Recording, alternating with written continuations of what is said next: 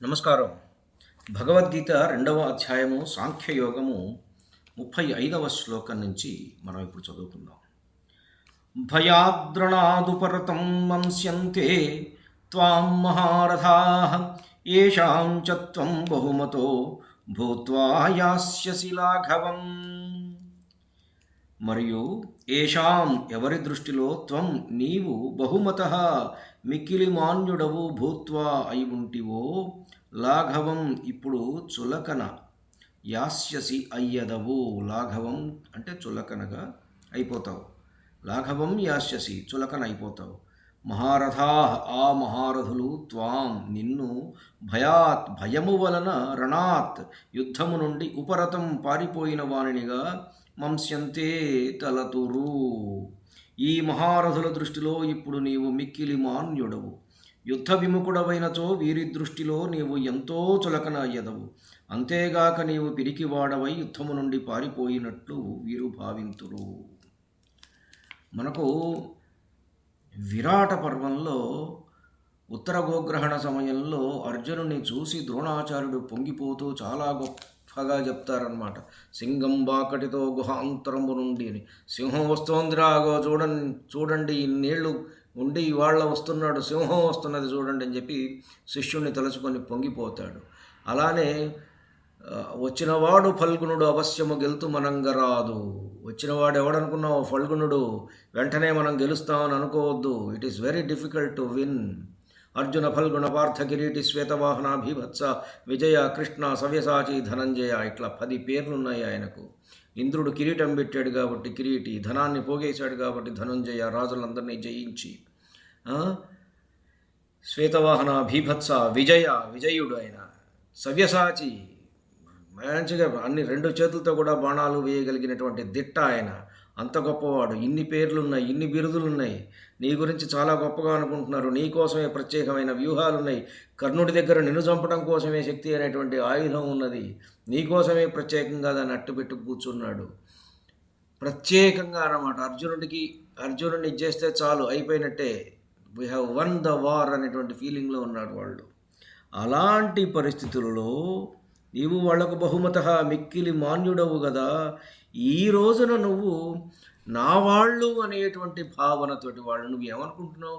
వాళ్ళంతా నా వాళ్ళు, నా పెద్దతండ్రులు, పినతండ్రులు, తాతలు, ముత్తాతలు, నా బంధువులు, నా పిల్లలు, నా సఖులు, నాతోటి చిన్నప్పుడు ఆడుకున్నటువంటి వాళ్ళు, మా పెదనాన్న మనవలు, వీళ్ళంతా నా కొడుకులతో సమానం. వీళ్ళందరినీ చంపటం ఎందుకని చెప్పి నువ్వు వెనక్కి వెళుతున్నావు అని వాళ్ళు అనుకోరు.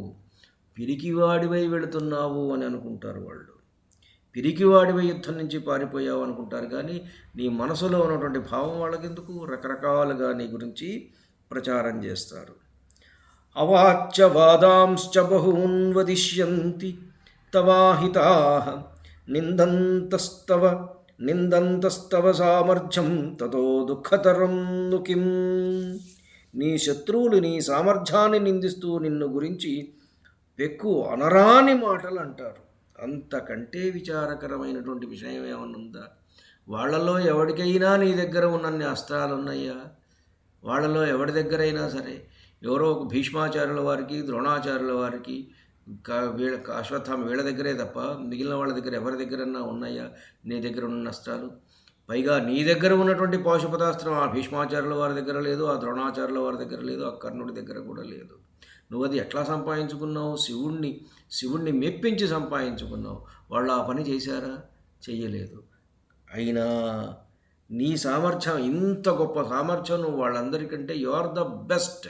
ఫస్ట్లోనే చెప్తాడు, క్లైబ్యం ఆస్మగమః పార్థ నైతత్వయ్యపపద్యతే క్షుద్రం హృదయ దౌర్బల్యం త్యక్తోత్తిష్ఠ పరంతప అనే పదం వాడతాడు. You are the conqueror. నువ్వే విజయుడివి నువ్వు. అట్లాంటివి నువ్వు ఈ హృదయ దౌర్బల్యం ఎందుకని కదా మొట్టమొదటి శ్లోకం చెప్తాడు. ఆ హృదయ దౌర్బల్యం పోగొట్టడం కోసమే ఇన్ని చెప్పుకుంటూ వస్తున్నాడు ఆయన. నీ శత్రువులు నీ సామర్థ్యాన్ని నిందిస్తూ నిన్ను గురించి పెక్కు అనరాని మాటలు అంటారు. అంతకంటే విచారకరమైనటువంటి విషయం ఏమన్నా ఉంటుందా చెప్పు? నీ సామర్థ్యం ఎంత గొప్పదో ఈ ప్రపంచానికి తెలుసు కదా. అయినా కానీ స్టిల్ నీ మీద బురద జల్లుతారు. హతో వా ప్రాప్యసి స్వర్గం జిత్వా వా భోక్షసే మహీం తస్మాత్ ఉత్తిష్ఠ కౌంతేయ యుద్ధాయ కృతనిశ్చయః. ఒకవేళ హతః నీవు చంపబడినచో, కోర్స్ అది జరిగేది కాదనుకోండి, ఒకవేళ ఇన్ కేస్ ఎందుకంటే వీ హ్యావ్ టు కీడించి మేలంచాలి కదా. ఒకవేళ నీవు చంపబడినచో నువ్వు స్వర్గానికి పోతావు, వీరస్వర్గం. లేదు జిత్వా ఆ విధంగా కాకుండా జిత్వా జయించినచో మహీం భూమండల రాజ్యమును భోక్షసే అనుభవించదవు.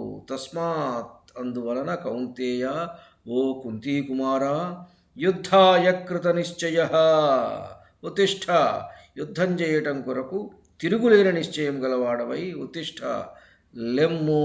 తస్మాత్ ఉత్తిష్ఠ Kaunteya, come on get up, do or die.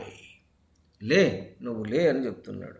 ఓ అర్జున, రణరంగమున మరణించినచో నీకు వీరస్వర్గము ప్రాప్తించును, యుద్ధమున జయించినచో రాజ్యభోగములను అనుభవించదవు. కనుక కృతనిశ్చయుడవై యుద్ధమునకు లెమ్ము అని ప్రేరేపిస్తున్నారు ఇక్కడ పరమాత్మ. ధన్యుణ్ణి. నమస్కారం. ఈ రోజున 35, 36, 37 శ్లోకాలు మనం చదువుకున్నాం.